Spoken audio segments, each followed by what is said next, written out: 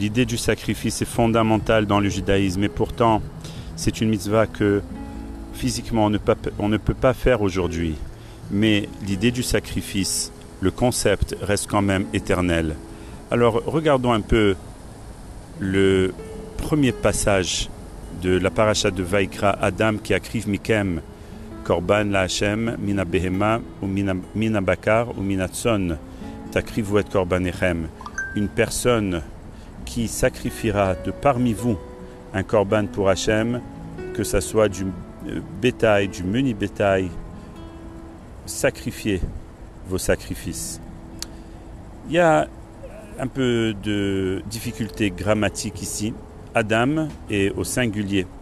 Et c'est Stam Adam, ça ne dit pas qui. Et finalement, à la fin, ça nous parle à nous, à chacun d'entre nous. Takrivu et korbanechem, au pluriel. Qu'est-ce qui est arrivé à la première partie du pasuk est au singulier et la dernière est au pluriel. Et aussi, qu'est-ce que ça veut dire qui sacrifiera de parmi vous? Ça devrait être un homme parmi vous qui sacrifiera. Et bien voilà, il faut apprendre un peu de Hassidut, un peu de Kabbale, pour comprendre que Adam, quand le pasuk dit Adam ici, on parle de Adam Ha'Elyon, on parle du créateur du monde.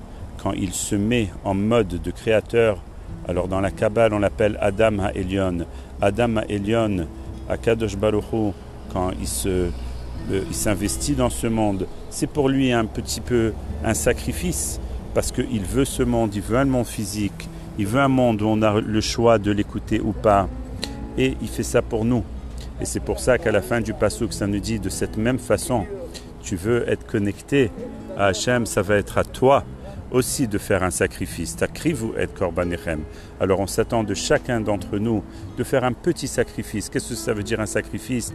C'est ne pas écouter notre bétail et notre menu bétail et toutes nos envies physiques, mais au contraire d'élever notre âme animale et de l'accomplir dans ce monde en faisant la volonté de Dieu, avec une mitzvah de plus. Merci.